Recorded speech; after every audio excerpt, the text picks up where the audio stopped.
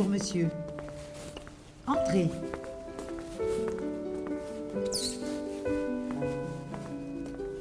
Asseyez-vous. Je suis très heureuse de vous accueillir dans la grande salle de l'hôpital Saint-Jean d'Angers, édifice majeur de l'art gothique de l'ouest de la France.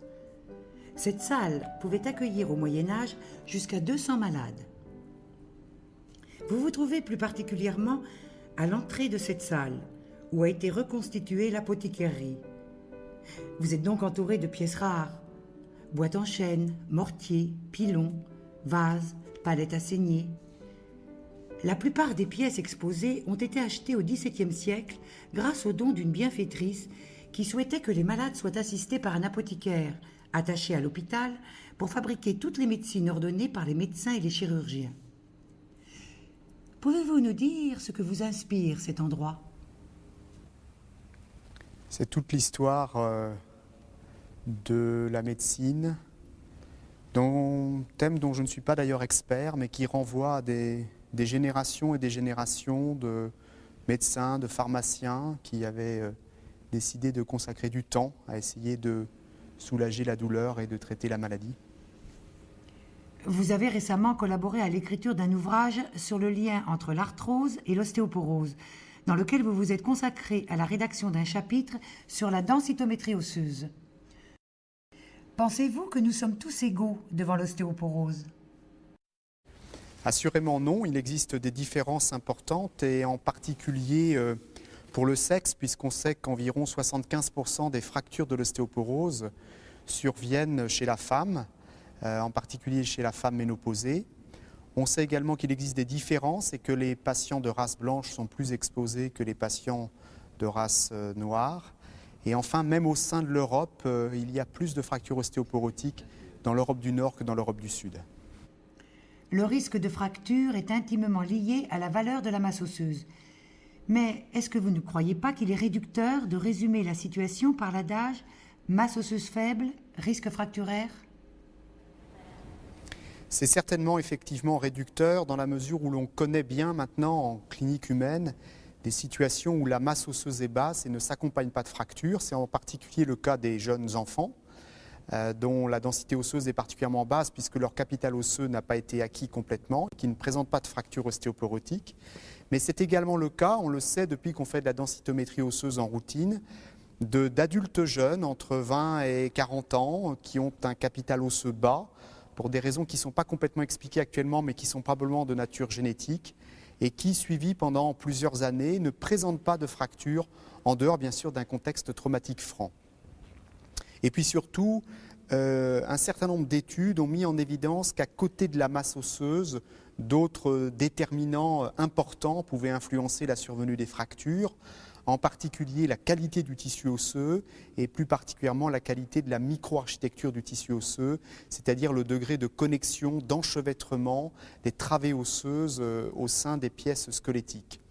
Ceci a des conséquences importantes et on retrouve en particulier dans les grandes études épidémiologiques européennes et nord-américaines le fait que si la masse osseuse est un déterminant franc, incontestable du risque de fracture, d'autres éléments sont à prendre en compte, en particulier l'âge qui avance, le contexte étiologique de l'ostéoporose, en particulier la ménopause non traitée par des hormones, la corticothérapie, des facteurs anthropométriques comme le faible poids et le fait d'avoir perdu du poids à l'âge adulte, des facteurs de risque de chute comme la prise de médicaments tranquillisants, le fait d'avoir une maladie neurologique, maladie de Parkinson mal équilibrée, cécité, hémiplégie.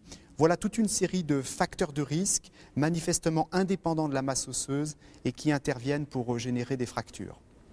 Si, dans l'arthrose, le vieillissement n'est pas le facteur déterminant pour la survenue des lésions arthrosiques, est-ce que dans l'ostéoporose, le vieillissement osseux normal diffère des lésions observées dans l'os ostéoporotique ? Alors pour répondre à cette situation, il faut certainement différencier entre l'homme et la femme. Chez la femme, le principal déterminant de l'ostéoporose, de la perte osseuse au cours de l'ostéoporose, c'est d'abord la ménopause, qui est effectivement un phénomène de vieillissement, avec l'arrêt de la sécrétion des estrogènes vers 50 ans environ, Et cet arrêt de la sécrétion des estrogènes va se traduire par un bouleversement de la vie du tissu osseux, avec une accélération de la destruction du tissu osseux, de la résorption du tissu osseux, une formation osseuse qui est malheureusement insuffisante pour combler cet excès de résorption et l'apparition progressive d'une fragilité et de fractures. Donc chez la femme, on peut dire qu'effectivement, il y a un lien relativement étroit entre vieillissement osseux et ostéoporose.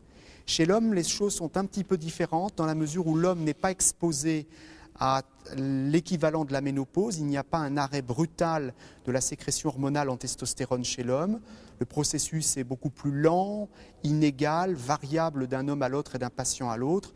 Et il est vrai qu'il y a des hommes très âgés qui conservent une masse osseuse et une qualité osseuse tout à fait correcte. Chez l'homme, ce sont donc essentiellement des maladies surajoutées qui vont altérer la vie du tissu osseux, comme par exemple la corticothérapie lorsqu'elle est prolongée, l'apparition d'une maladie endocrinienne, et puis bien sûr le tabagisme et l'alcoolisme.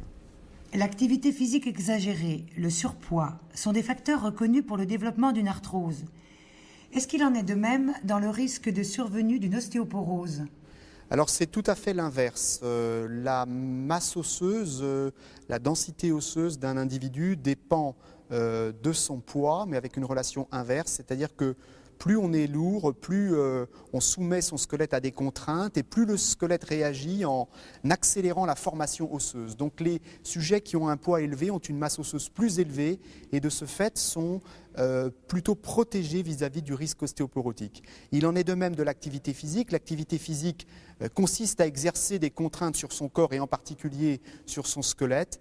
Et on sait que tout segment squelettique qui est soumis à des contraintes physiques répétées, comme par exemple lors d'un entraînement sportif, eh bien, réagit avec une stimulation de la formation osseuse, une augmentation de la densité osseuse, telle qu'on va particulièrement pouvoir l'observer et de façon caricaturale chez les sportifs de haut niveau. Les joueurs de tennis internationaux, par exemple, ont une densité osseuse qui est d'environ 20% supérieure du côté de l'avant-bras qui utilise la raquette par rapport à l'autre côté. Donc l'activité physique est au contraire promotrice d'un bon état osseux et d'un bon entretien de la masse osseuse. La densitométrie osseuse est l'examen complémentaire de choix, puisque la définition même de l'ostéoporose repose sur ces résultats. Mais comment faire son choix parmi les différentes techniques qui existent aujourd'hui ? La technique qui est actuellement la plus reconnue, la plus validée du point de vue scientifique, la plus valable du point de vue métrologique, c'est-à-dire du point de vue de la reproductibilité, c'est indiscutablement l'absorptiométrie biphotonique à rayon X, qu'on appelle encore de façon simplifiée la densitométrie osseuse, qui repose sur l'atténuation d'un double faisceau de rayon X par les pièces osseuses squelettiques traversées. C'est une technique fiable, reproductible, non vulnérante. L'irradiation provoquée par cette technique est minime puisqu'on estime qu'un examen densitométrique standard donne l'équivalent de l'irradiation du 20e de ce que délivre une radiographie des poumons et du thorax. C'est donc assurément la méthode de choix qui est d'ailleurs la plus validée dans les études internationales. Est-ce que la présence de lésions arthrosiques risque de modifier les résultats de la densitométrie et dans quel sens ? C'est tout à fait exact que la mesure de densité osseuse, lorsqu'elle est effectuée sur le rachis lombaire, peut être affectée par l'existence d'une arthrose vertébrale. Cette arthrose vertébrale, c'est des proliférations osseuses supplémentaires qui vont se superposer au corps vertébral et donner une densité faussement élevée et pouvoir ainsi rassurer à tort le clinicien quant à l'évaluation du risque chez son patient ou chez sa patiente. Dans cette situation, qui est fréquente après 70 ans, ce que l'on recommande actuellement, c'est de mesurer la densité osseuse sur l'extrémité du fémur, l'extrémité supérieure du fémur, et en particulier le col fémoral, qui permet de ne pas être gêné par l'existence d'une arthrose. Pour la lecture des résultats, est-ce que vous pourriez nous dire quels sont les points importants à connaître de façon à interpréter correctement les données obtenues ? Alors, interpréter une densitométrie osseuse, c'est d'abord reconnaître les chiffres les plus classiques, et en particulier ce qu'on appelle le T-score, qui mesure le nombre d'écarts types qui séparent le patient qui a été mesuré des valeurs normales obtenues dans une population de référence jeune. Et puis, c'est surtout confronter ces chiffres au contexte clinique et aux autres arguments que l'on va pouvoir obtenir pour évaluer le risque de fracture. C'est ainsi qu'il faudra prendre en compte bien sûr l'âge du patient. À densité osseuse égale, l'âge est multiplié par 2 tous les 20 ans. Il faudra prendre en compte les antécédents de fractures ostéoporotiques, en particulier la présence dans l'histoire du patient d'une première fracture du poignet, d'une première fracture vertébrale va également contribuer à majorer le risque. Et puis enfin, tenir compte du contexte étiologique en vérifiant que cette densité osseuse qui a été constatée comme basse survient bien dans un contexte évocateur d'une ostéoporose, qu'il s'agisse de la ménopause, bien sûr, situation la plus fréquente, d'une endocrinopathie, d'une corticothérapie prolongée ou encore d'une prise de toxiques au long cours. Alors maintenant, si vous le voulez bien, vous allez vous lever. Vous allez vous diriger vers le meuble qui est au fond et prendre la télécommande. Vous vous placez maintenant devant l'écran et vous appuyez sur le bouton rouge. Nous sommes ici dans une des plus grandes abbayes d'Angers, l'abbaye Toussaint. C'est une abbaye qui remonte au XIIIe siècle. Et l'église de l'abbaye, qui était un édifice très important pour la vie liturgique à Angers, a été détruite à la Révolution. Et lorsque la ville a choisi de rénover le musée des Beaux-Arts qui est derrière nous, elle a conçu que la première phase de cette rénovation serait l'installation dans ce lieu, dans cette ruine, de la collection de David d'Angers. David d'Angers, le grand sculpteur né à la fin du XVIIIe siècle, élève de David, prix de Rome. Donc très jeune, David d'Angers offre à la ville, à sa ville natale, qu'il avait aidé dans ses études, offre les modèles de ses œuvres. L'architecte a fait des choix audacieux qui, je crois, situent bien l'enjeu de l'œuvre de David d'Angers. D'une part, une toiture, ou je dirais une verrière plutôt, qui permet à la lumière de pénétrer très largement dans la galerie et ainsi de mettre en situation les sculptures qui, comme vous le savez, ont toujours besoin de lumière. Cette tête est intéressante parce que c'est une tête qui a valu à David d'Angers le premier prix de la tête d'expression à l'Académie à Paris. La tête d'expression était un concours qui avait lieu tous les ans et qui consistait à rendre un sentiment. Là, le sentiment qu'il a rendu, c'est la douleur. David d'Angers, comme beaucoup d'artistes d'ailleurs, s'était intéressé à l'anatomie, mais surtout qu'il a eu la chance d'avoir un ami médecin à Angers, Béclard. Et Béclard lui a permis d'étudier avec lui des écorchés. Et on a au musée de nombreuses planches de dessin d'écorchés qui montrent quel intérêt il a eu sous la peau, sur la structure même du corps, sur la masse musculaire, sur comment s'organise l'anatomie humaine. Et donc vous voyez aussi là que l'étude du cadavre, l'étude de la tête écorchée est une étude qui est très poussée et qui prouve que David d'Angers, avec une très bonne connaissance anatomique, cette connaissance anatomique qu'il a apprise en suivant des écorchés à la faculté de médecine. David d'Angers a eu beaucoup de commandes publiques et parmi ces commandes publiques, beaucoup de médecins. Il a fait l'Arrêt qui se trouve au Val-de-Grâce à Paris et il a fait aussi 2 sculptures de Bichat. Celle-ci, c'est celle pour Bourg-en-Bresse et qui illustre un ouvrage de Bichat qui porte pour titre « Recherche sur la vie et la mort ». Et vous voyez bien le savant, l'esprit qui cherche, qui s'inquiète par rapport à la maladie. Et je crois que cette sculpture symbolise bien la recherche médicale, l'acte du médecin, l'interrogation médicale et comment de la mort la vie peut jaillir.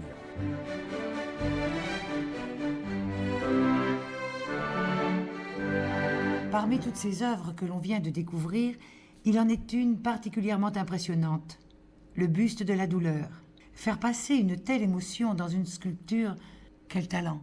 Oui, c'est certainement un réel talent et c'est finalement 2 approches différentes pour lutter contre cette angoisse de la mort et de la disparition que nous avons tous, que nous découvrons petit à petit en grandissant. Et il y a finalement 2 grands moyens peut-être d'y échapper. Le premier, c'est certainement l'art, avec la transfiguration de la douleur, la transfiguration de la mort et la recherche d'un absolu de beauté au-delà même de cette douleur. Et puis il y a le deuxième moyen qui est probablement plus modeste, qui relève plus de l'artisanat, qui est celui du médecin, qui essaye de retarder l'heure de la mort, de la rendre un peu moins pénible, un peu plus douce, en tout cas le plus tard possible. Et c'est ce chemin que j'ai suivi. On sait qu'à cette époque, les moyens d'observer le corps humain étaient limités. Et pourtant, quel souci du détail dans la représentation de l'écorché. Ferait-il mieux aujourd'hui avec les moyens dont on dispose ? Oui, l'image qui est présentée ici par le sculpteur est une image que l'on peut qualifier d'extérieur. C'est l'extérieur du corps, c'est la façade du corps, c'est l'apparence du corps. Alors il est vrai avec une précision anatomique remarquable, mais ce que l'imagerie moderne nous a montré, nous a appris, nous a permis de découvrir, eh bien c'est l'intérieur du corps, c'est-à-dire non seulement la structure fine des organes, l'organisation spatiale des organes, et puis aussi bien sûr beaucoup plus loin la vie des organes, la vie cellulaire, la vie tissulaire, et encore plus loin nous permettre d'aller jusqu'à l'échelon moléculaire et de comprendre finalement ce qui était caché derrière cette enveloppe corporelle telle qu'elle est représentée par le sculpteur ou par le peintre. Bien. Est-ce que vous voulez bien reprendre la télécommande et appuyer sur le bouton rouge ?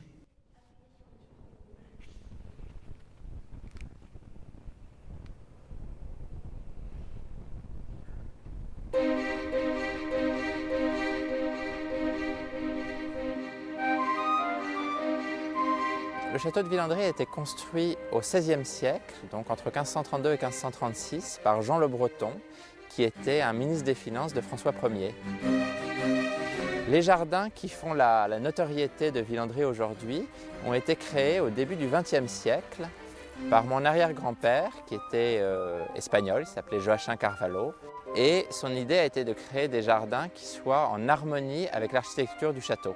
C'est donc plongé dans toute la littérature du XVIe siècle relative à l'architecture et aux jardins, et il a reconstitué les jardins que nous voyons aujourd'hui. On s'aperçoit donc qu'au XVIe siècle, la plupart des grands châteaux du Val-de-Loire avaient un potager décoratif à proximité immédiate donc, du château. Le potager de la Renaissance est directement issu du Moyen-Âge. Il y a une très forte inspiration qui vient des jardins des abbayes. Et les moines dans leurs abbayes avaient bien sûr le potager, mais aussi le jardin de plantes médicinales qui était très utile. Et ces plantes évidemment étaient utilisées pour leur qualité thérapeutique.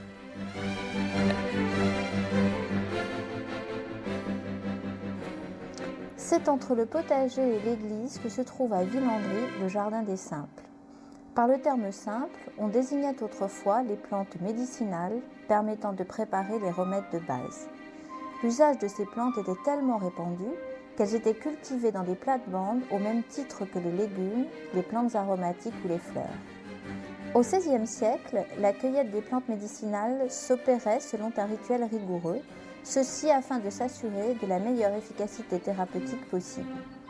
Certaines plantes, comme le millepertuis, devaient être récoltées à la Saint-Jean, jour du solstice d'été, tandis que d'autres, dans le souci d'une efficacité maximale, devaient être cueillies à reculons. Le choix des plantes consacrées à soigner était souvent généré au départ par la ressemblance qu'elles avaient avec une partie du corps humain. Les qualités thérapeutiques des simples étaient extrêmement variées. La menthe était déjà connue pour ses propriétés toniques et digestives.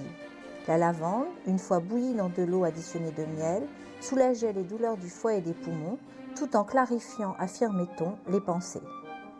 La mélisse était largement utilisée pour séparer, diviser et dégager les humeurs, tandis que le lierre terrestre, aux fleurs bleues, luttait efficacement contre les bourdonnements d'oreilles. Le thym, outre son usage culinaire, avait des propriétés antiseptiques. L'absinthe, déjà signalée dans les ouvrages d'Avicenne, était utilisée pour soulager les rhumatismes et la goutte. Toutes ces plantes, avant de révéler leurs vertus thérapeutiques, ont été largement observées, essayées, provoquant parfois quelques accidents. La difficulté pour les moines, les apothicaires ou les particuliers les utilisant était sans doute d'apprécier la pathologie avec justesse et de doser le remède avec précision afin de lutter efficacement contre la maladie et la douleur.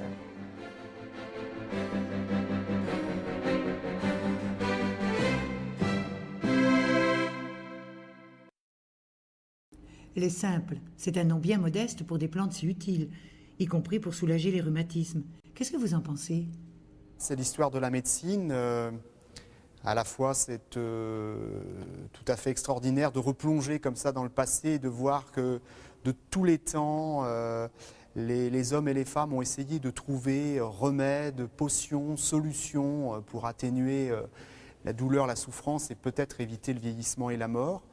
Et puis à la fois, on voit là les très grandes différences avec la médecine moderne, c'est-à-dire que on est passé d'une phase d'artisanat, de médecine individuelle, d'essais un peu empiriques de ce qu'on pouvait faire pour soigner quelqu'un, à une dimension qui est maintenant, depuis surtout une vingtaine d'années, très scientifique, avec un essor de la biologie fondamentale et des connaissances sur le corps humain, et puis également un essor très important de ce qu'on appelle l'expérimentation thérapeutique, c'est-à-dire non plus soigner une personne, mais valider sur un groupe de personnes l'efficacité des thérapeutiques modernes. Connaissez-vous des remèdes de bonne femme?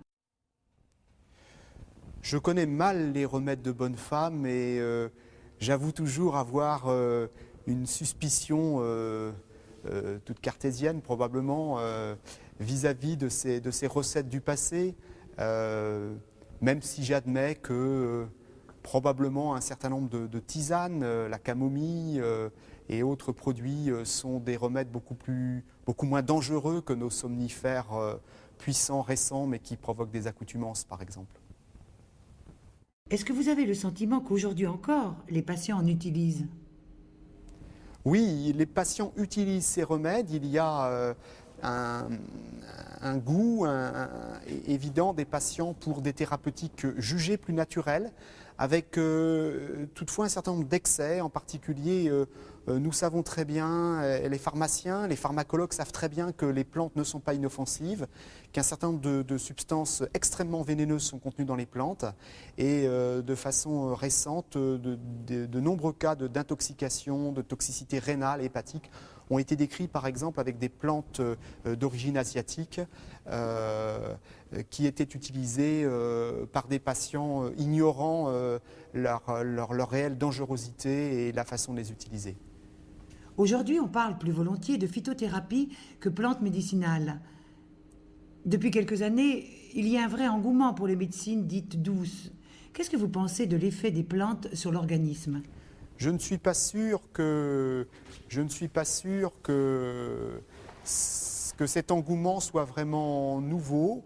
Je pense que de tout temps, les plantes, les méthodes thérapeutiques manuelles, la manipulation, la palpation du corps ont été utilisées pour essayer d'améliorer les maladies, les souffrances, les douleurs. Ce qui est peut-être plus nouveau, c'est simplement la médiatisation qui en est faite depuis quelques années. Mais personnellement, je n'ai pas vu dans ma pratique, même si je n'exerce pas depuis très longtemps, de différence, en particulier depuis une dizaine d'années, dans l'adhésion des patients à ce type de thérapeutique. Si vous le voulez bien, vous allez maintenant vous diriger vers la table qui se trouve à votre droite. Là, sur cette table, il y a 3 vases. Dans l'un de ces vases, nous avons glissé une enveloppe.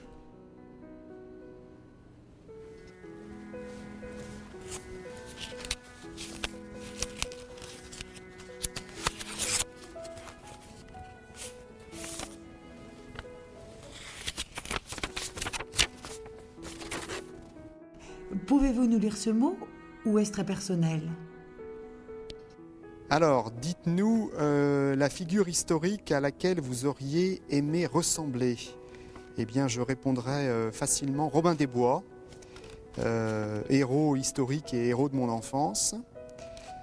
Mon livre de chevet, qui n'est pas celui que je lis actuellement, mais que j'ai lu, relu et encore relu, c'est indiscutablement le Seigneur des Anneaux de Tolkien. Mes héros dans la vie réelle, il n'y a pas vraiment de doute, ce sont mes 3 fils, Olivier, François et Yann. Votre plus grande peur? Alors ma plus grande peur, Ma plus grande peur dans le passé, dans la vie réelle, je n'ai pas souvent eu peur, j'ai eu bien de la chance finalement.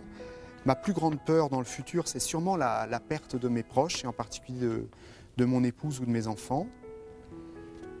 Mon film culte, Manhattan de Woody Allen. Le talent que vous voudriez avoir, eh bien, j'aimerais bien me réveiller un matin en étant bilingue anglais, car ça fait quand même pas mal d'années que j'essaye de m'améliorer dans ce langage qui est devenu en quelque sorte universel. Ma devise, ce serait tout simplement en avant. Et quant à ma chanson préférée, que je ne chanterai pas car je n'ai pas ce talent, ce serait sûrement L'Aigle Noir de Barbara. Nous sommes ravis d'avoir passé ce moment avec vous.